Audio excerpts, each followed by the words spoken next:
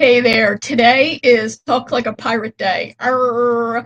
And if you have ever wrestled with trying to balance helping your ideal client know that you speak their language and yet not be overly jargony, then stick around because this video is definitely going to be for you. And I am playing around with my laptop today. I am on the road visiting my sister.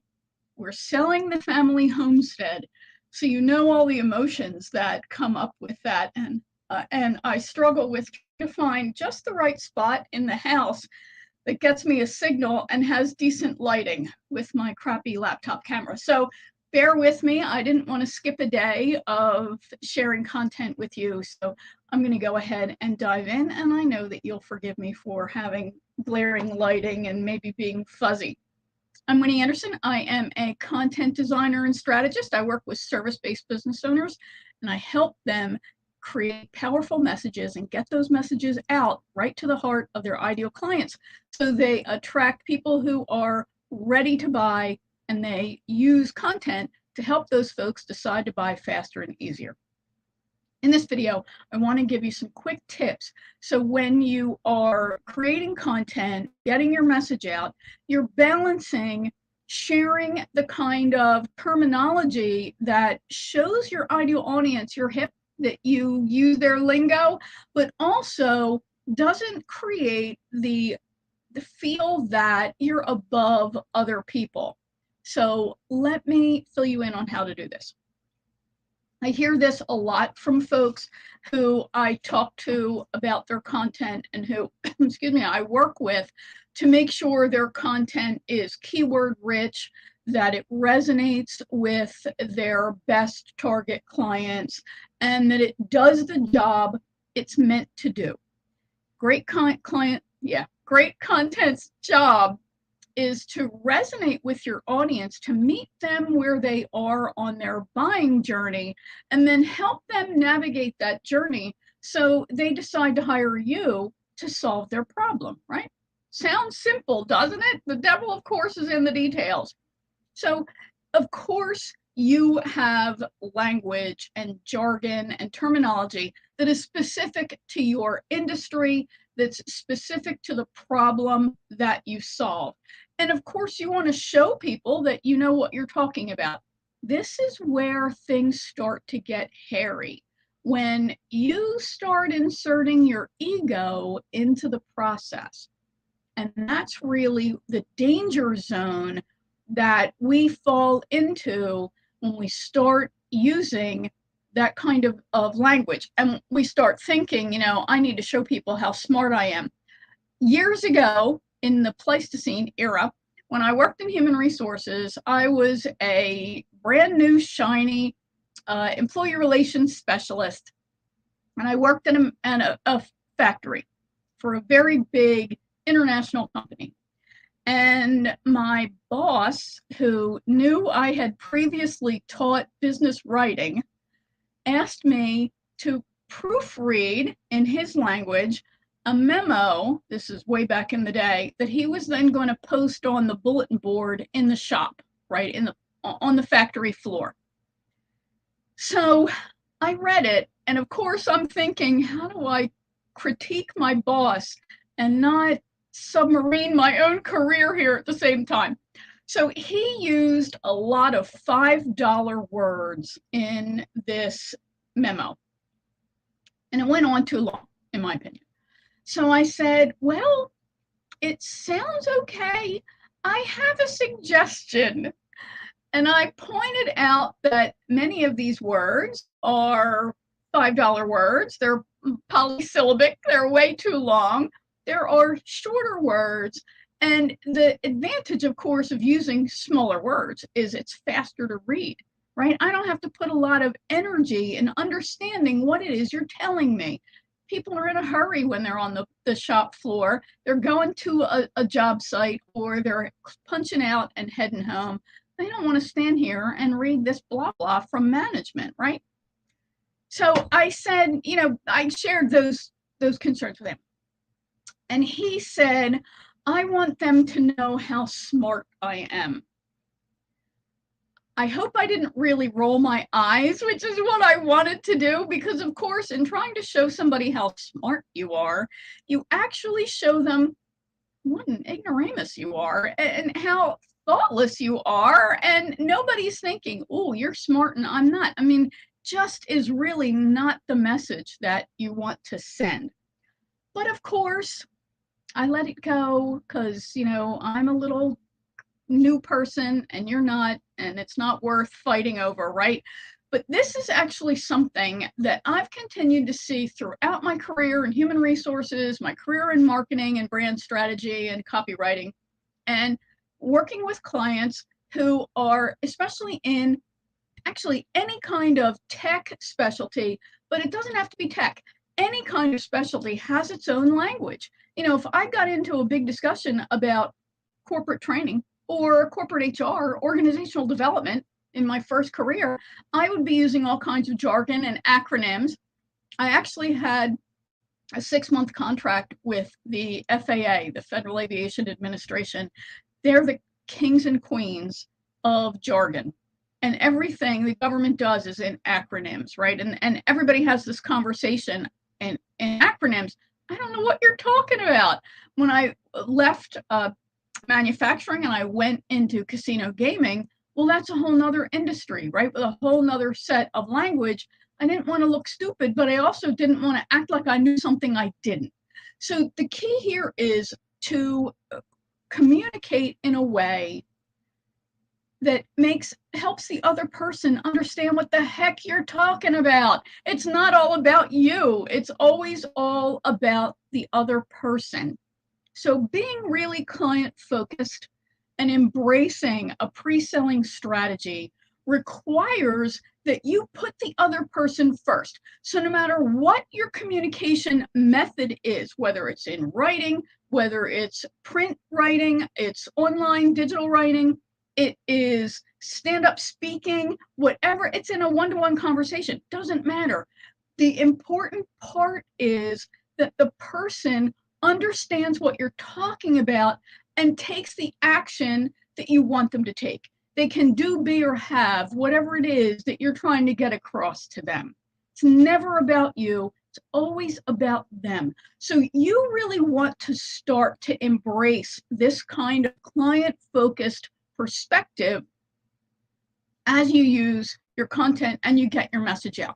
Once you know the lingo that they're comfortable using, or once you're into your engagement, yes, you can jargon away to your heart's content, but you don't want to assume that people understand what you're talking about. So let me give you some tips that I want to share, and let me know if you can hear this okay. Let me know. I'm getting like a weak signal. Oh, I'm getting some more bars. So let me know if you're having any problem with this, because that'll tell me don't try to do a video in this particular room ever again. All right, so first of all, don't use acronyms in your content initially. You especially don't want to use acronyms in a headline. You want to use the full terminology. You can then put brackets and put what the abbreviation is. That's a signal to the person you're going to use that abbreviation throughout the content. A better strategy is to spell out all the words that go in the headline, assuming there's some tech element in that headline, jargon. Then in that opening body of the content, the opening paragraph, ideally, what we refer to as the lead, L-E-D-E, not L-E-A-D, that's something else, but I digress. You want to make sure, that you spell out that technical jargon, and it doesn't have to be technical. It's whatever is jargon to your industry. And then you use those brackets. And there are a couple of reasons for that. One is that you don't want to assume they know what you're talking about. The other benefit to you is SEO value. SEO value is more likely going to be the fully spelled out word, not the acronym, not like the 3-letter acronym of whatever it is that you're talking about. So you want to make sure that you're benefiting if you're putting content out there, and that you're getting that SEO love that you want and that you need. The other piece is, like I said, you don't want to assume that people know what you're talking about.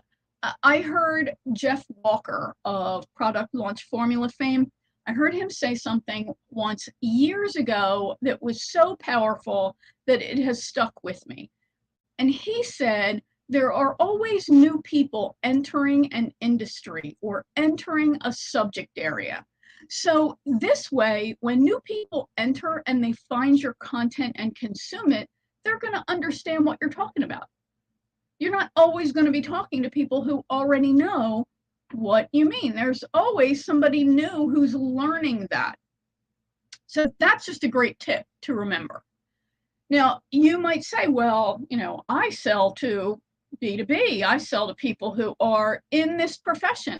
Yeah, well, I was in casino gaming for a long time, 7 years, and I was always learning some new element of language, some new way to say something, because I wanted to be, really understand the language of the folks who were in every one of the different divisions that were in the organization. So I was constantly striving to learn their language. So that's another important thing to remember. People are always changing careers, they're changing jobs. Don't make the assumption, do not tell yourself the story that people will know the language that I'm using, the acronyms that I'm using. There are so many acronyms that are the same from industry to industry. Again, you want to make sure that people understand the language and that you're getting the SEO benefit. Excuse me, I need a sip.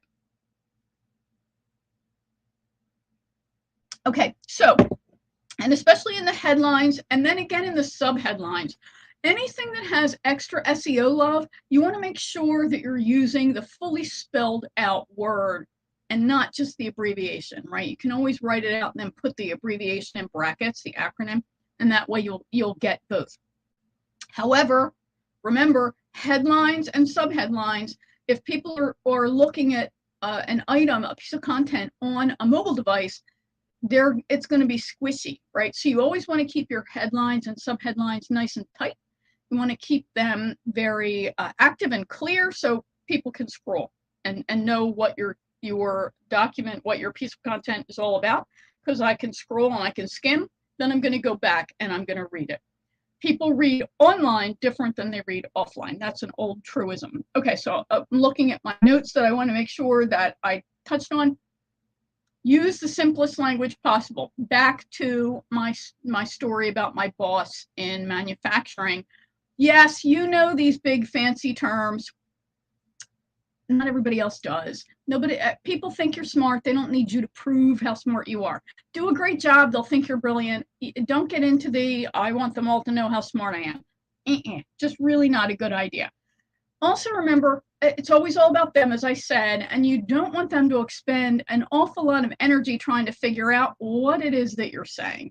So shorter words, they're going to write active sentences. It's going to be easier for people to understand. Everybody wants to just finish whatever it is they're reading or consuming and be done with it. You want to help them. They're going to think more of you because you were direct and to the point and you used clear language than if you use some fancy flowery language, right? Never assume people know what you mean. Here's my best tip for you. This is actually when I first started to create website content. This was my strategy when I worked at an agency, and we, of course, were trying to rank for super competitive terms like brand strategy, right? How are you going to do that? Here you go. This is a writer downer, as my hero Mike Koenig would say. Create a glossary on your website. Also true for having an FAQ, that sort of thing, because people really do search for what's the definition of whatever that word is. What do you mean by blank, right? So you can have an FAQ section where you answer questions like that, totally keyword rich.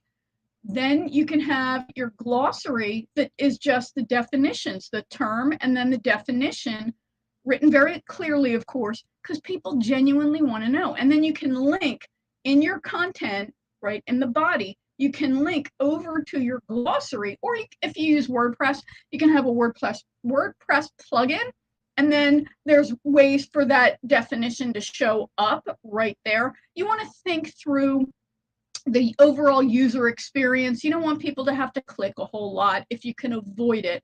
So having a glossary plugin could be a good strategy. I don't have one that I can recommend because, to be honest with you, I've never found one that I liked.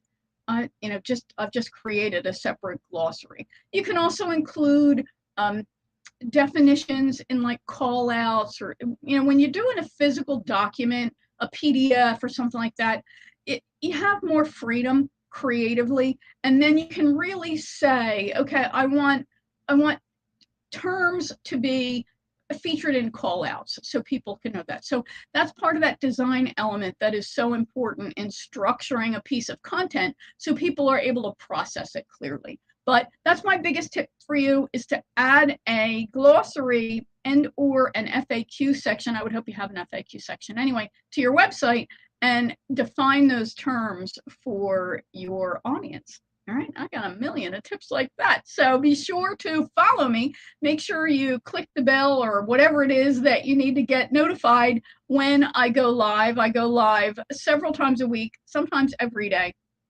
and share little nuggets of ideas with you on how you can create a clear, powerful message, get it out to your ideal audience, and create content that actually helps your buyers decide to buy.